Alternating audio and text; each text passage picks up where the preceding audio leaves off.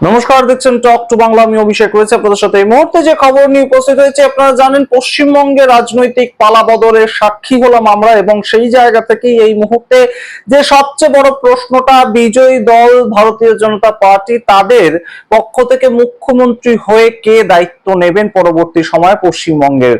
এবং এই মুহূর্তে সবচেয়ে গুরুত্বপূর্ণ প্রশ্ন এটাই কিন্তু ঘুরে বেড়াচ্ছে। গতকাল থেকে আমরা বিভিন্ন জায়গায় ঘুরেছি, সাধারণ মানুষের উচ্ছ্বাস যেমন রয়েছে, তার মধ্যেই এই প্রশ্নটা কিন্তু ঘুরপাক খাচ্ছে, এবং মানুষ নিজেদের মতন করে নিজেরা বিশ্লেষণও করছেন যে কার এই পদ পাওয়া উচিত, কে এই পদের জন্য যোগ্যতম প্রার্থী।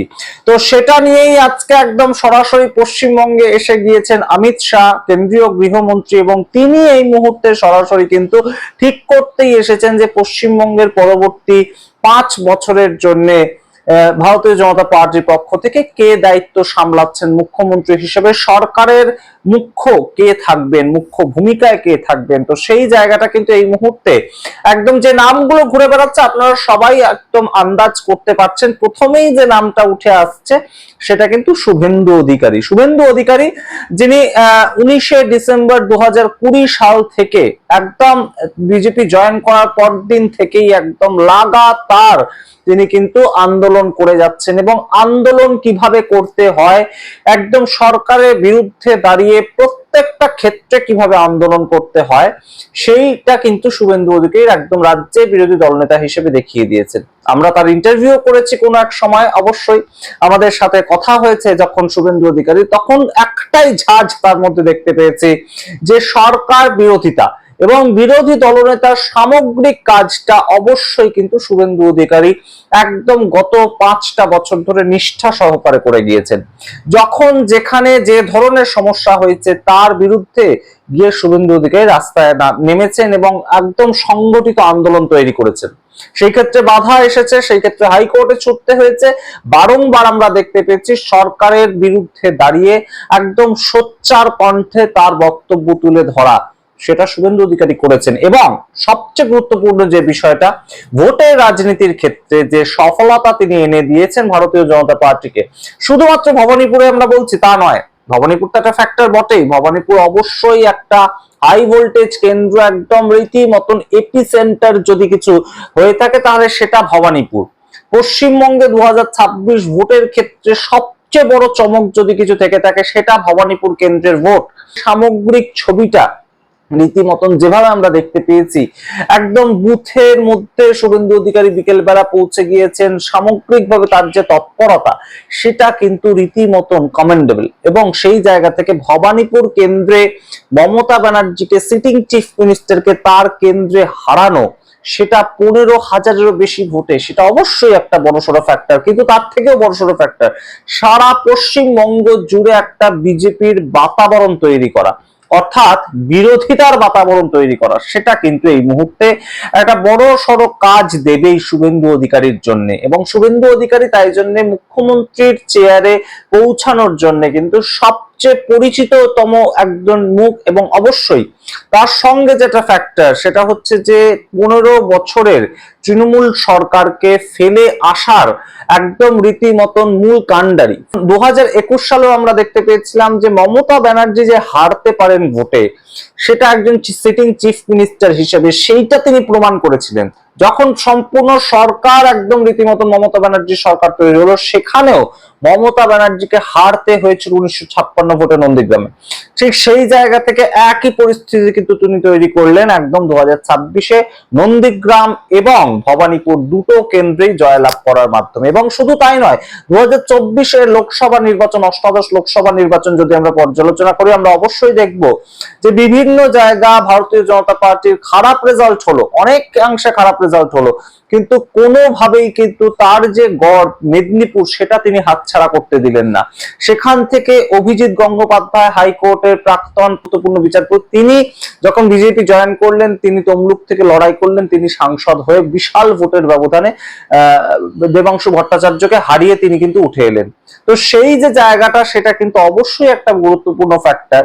এবং শুভেন্দু অধিকারীর যে সাংগঠনিক ক্ষমতা, সেটা নিয়ে কিন্তু কোনো প্রশ্ন করা যায় না। তার যে পপুলারিটি সেটা নিয়ে কোনো প্রশ্ন করা যায় না, তার যে মাস অ্যাপিল সেটা নিয়ে কোনো প্রশ্ন করা যায়। তাই সেই জায়গা থেকে অমিত শাহের বলা কথা অনুযায়ী একদম বাংলা মিডিয়ামে পড়াশুনো করা এবং বাংলার ঘরে জন্মগ্রহণ করা, বাংলায় বেড়ে ওঠা এবং সক্ষম একজন মানুষকেই মুখ্যমন্ত্রী করা হবে, অমিত শাহ বলেছিলেন ভোটের আগে। এবং সেই জায়গা থেকে শুভেন্দু অধিকারীর নামটা উঠে আসছে। আর কার নাম উঠে আসছে এবার আপনাদের সাথে একটু আলোচনা করি। অনেকেই কিন্তু বলছেন, আমরা একদম কালকে রাস্তায় ঘাটে যেটা শুনতে পেয়েছি, শ্রমিক ভট্টাচার্যের নামটা উঠে আসছে মুখ্যমন্ত্রী হিসেবে। আপনারা বলবেন যে তিনি তো বিধায়কই নন, তাহলে সেক্ষেত্রে কি করে হতে পারে? আপনারা মনে রাখবেন যে শুভেন্দু অধিকারীর হাতে কিন্তু দুখানা সিট রয়েছে, জয় হওয়ার পর দুখানা সিট, যে কোনো একটা থেকে তিনি রেজিগনেশন দেবেনই এবং সেই জায়গায় একটা বাই ইলেকশন হবেই। তো সেইখান থেকে শ্রমিক ভট্টাচার্য জিতে আসা এবং তার জন্য 6 মাস সময় থাকে, সেটা কোনো অসুবিধার জায়গা থাকে না। কিন্তু সেইটা কিন্তু শ্রমিক ভট্টাচার্যের নাম উঠে আসছে। কেন উঠে আসছে? যার মূল যে জায়গাটা, শ্রমিক ভট্টাচার্যের মূল যে একদম ক্ষমতাটা, সেটা কিন্তু যে একদম ভারতীয় জনতা পার্টি যেখানে জয়ের কাছাকাছি গিয়ে প্রত্যেকবার ফিরে আসতো, 2019, 2021, 2024 প্রত্যেক সময় ভারতীয় জনতা পার্টির দিকে মানুষ ঘুরেছিল। পশ্চিমবঙ্গে অ্যান্টি ইনকামবেন্সির জায়গা থেকে ভারতীয় জনতা পার্টির মুখী হয়েছিল মানুষ। কিন্তু সেখানে শ্রমিক ভট্টাচার্য শপথ গ্রহণ করার পরেই সভাপতি হিসেবে তিনি সাংগঠনিক যে দুর্বলতা সেগুলোকে একটা একটা একটা একটা করে কাটাতে শুরু করলেন। দিলীপ ঘোষ সম্পূর্ণ কোণঠাসা হয়ে গিয়েছিলেন, ফিরিয়ে আনলেন। দুধ কুমার মন্ডল 2014 সালে একদম রীতিমতন অনুব্রত মন্ডলের ত্রাস হয়ে উঠেছিলেন বীরভূমে, বীরভূম জেলা সভাপতি ছিলেন বিজেপির 2014 সালে, তখন রাহুল সিনহা ছিলেন রাজ্য সভাপতি। সেই দুধ কুমার মন্ডলকে একদম ময়ূরেশ্বর থেকে তিনি টিকিট দিলেন এবং তিনি জিতেও আসলেন দুধ কুমার মন্ডল।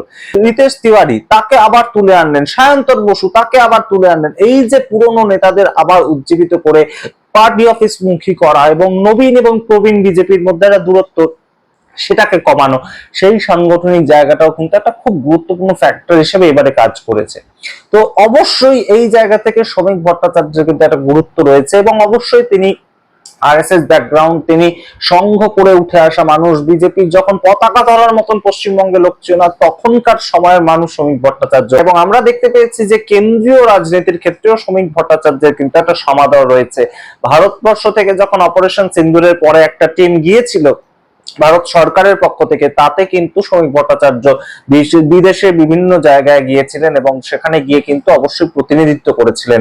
তো সেই জায়গা থেকে শ্রমিক ভট্টাচার্য কিন্তু একটা চয়েস হতে পারেন। অনেকেই মনে করছেন শ্রমিক ভট্টাচার্যকে করা হতে পারে, কারণ আরএসএস, হিন্দু মহাসভা এদের যে সমর্থনটা সেটা কিন্তু শ্রমিক ভট্টাচার্যের সাথে রয়েছে। অবশ্যই শুভেন্দু অধিকারীর সাথে নেই তেমন আমরা বলছি না, কিন্তু অবশ্যই শ্রমিক ভট্টাচার্যের সাথেও রয়েছে। মানুষের সঙ্গে কথা বলে আমরা যেটা বুঝতে পেরেছি সেটাও একটা নাম হতে পারে। আর একটা খুব গুরুত্বপূর্ণ নাম উঠে আসছে, যেটা হয়তো অনেকেই ভাবছেন না, সেটা কিন্তু একদম রীতিমতন রাসবিহারী কেন্দ্র থেকে যিনি জিতে এসেছেন, স্বপন দাশগুপ্ত, অত্যন্ত শিক্ষিত মার্জিত ভদ্রলোক মানুষ। এবং বিজেপির কিন্তু শিক্ষিত মানুষদের তালিকা যদি একদম বেরিয়ে আসে, তাহলে সেই ক্ষেত্রে কিন্তু স্বপন দাশগুপ্তর নামটাও বেরিয়ে আসে এবং নরেন্দ্র মোদীর অত্যন্ত কাছের ঘনিষ্ঠ বন্ধু হিসেবে পরিচিত। তার বিভিন্ন বই নরেন্দ্র মোদী রীতিমতন পাবলিশ করেছেন, সেরকম নিদর্শনও রয়েছে। তাই স্বপন দাশগুপ্ত বহুদিনের পুরনো বিজেপির করা মানুষ এবং তিনি কিন্তু এই মুহূর্তে মুখ্যমন্ত্রী চেহারা হতে পারেন। তবে শুভেন্দু অধিকারীর পক্ষে কিন্তু সবচেয়ে বেশি মানুষের সমর্থন রয়েছে মুখ্যমন্ত্রী পদে তাকে দেখবার জন্য। এবং যেটা জল্পনা একদম রীতিমতন, শুভেন্দু অধিকারী কিন্তু আগামী 9 মে রবীন্দ্র জয়ন্তীর দিন বিজেপি ঠিক করেছে তাদের সিএম ক্যান্ডিডেট, যিনি সিএম হিসেবে যিনি শপথ নেবেন, তিনি আগামী রবীন্দ্র জয়ন্তীর দিন একদম বাঙালির ভাবাবেগকে নিয়ে সাথে নিয়ে তিনি মুখ্যমন্ত্রী নতুন বাঙালি হিসেবে একদম ধরা দেবেন। এবং একদম সরাসরি পশ্চিমবঙ্গ যতজন মুখ্যমন্ত্রীকে দেখেছে সেই জায়গা থেকে শুরু করে এই মুহূর্তে নতুন মুখ্যমন্ত্রী দেখার অপেক্ষায় রয়েছে পশ্চিমবঙ্গ। এবং অবশ্যই যেটা গুরুত্বপূর্ণ ফ্যাক্টর, যে মুখ্যমন্ত্রীর মুখ অ্যালট না করে, মুখ্যমন্ত্রীর মুখটাকে সামনে না রেখেও যে পশ্চিমবঙ্গে জয়লাভ করা যায়, যে ন্যারেটিভটা ছিল একদম, যে মুখ্যমন্ত্রীর চেহারাটা কি, এই অভিযোগ বারংবার বিজেপির বিরুদ্ধে তোলা হয়েছিল, এই অভিযোগ বারংবার তোলা হয়েছিল যে মুখ্যমন্ত্রীর চেহারা সামনে না রাখলে কোনো মতে মমতা ব্যানার্জির বিরুদ্ধে লড়াই করা যাবে না, জেতা যাবে না। সেটা কিন্তু ভারতীয় জনতা পার্টি করে দেখিয়ে দিল, এবং সেটাই এই মুহূর্তে জল্পনা তাই জন্য বাড়ছে যে মুখ্যমন্ত্রী পরবর্তী চেহারা কে হবে। এই জায়গা থেকে কিন্তু নামগুলো ঘোরাফেরা করছে। অবশ্যই শুভেন্দু অধিকারী কিন্তু অনেকটাই এগিয়ে আছেন এই দৌড়ে, যেহেতু তিনি এত বড় একটা গিফট রীতিমতন অমিত শাহ নরেন্দ্র মোদীর হাতে তুলে দিলেন, এবং ভারতীয় জনতা পার্টির মূল যে একদম কেন্দ্রবিন্দু আরএসএস এর হাতে তুলে দিলেন। কারণ শ্যামাপ্রসাদ মুখার্জির মাটিতে এই প্রথমবার ভারতীয় জনতা পার্টির প্রথম মুখ্যমন্ত্রী শপথ গ্রহণ করবেন। তো সেটা আমরা দেখার অপেক্ষায় রইলাম, এবং অবশ্যই এখনো যদি আপনারা ভেবে থাকেন যে আরএসএস বা একদম সরাসরি এই ঘরানার থেকে কাউকে আসতে হবে, সে তেমন উদাহরণ কিন্তু পশ্চিমবঙ্গ ছাড়া বহু রাজ্যেই রয়েছে, যে অন্য দল থেকে এসেও বহু মানুষজন কিন্তু অবশ্যই মুখ্যমন্ত্রী পদে রয়েছেন, এবং হেমন্ত বিশ্ব শর্মা তার একদম সাম্প্রতিকতম উদাহরণ। তো সেটা আপনাদের সামনে রাখলাম এই মুহূর্তে। আপনারা আপনাদের মতামত কমেন্ট বক্সে কমেন্ট করুন। দেখতে থাকুন টক টু বাংলা। অবশ্যই টক টু বাংলা ইউটিউব চ্যানেলকে সাবস্ক্রাইব করতে ভুলবেন না।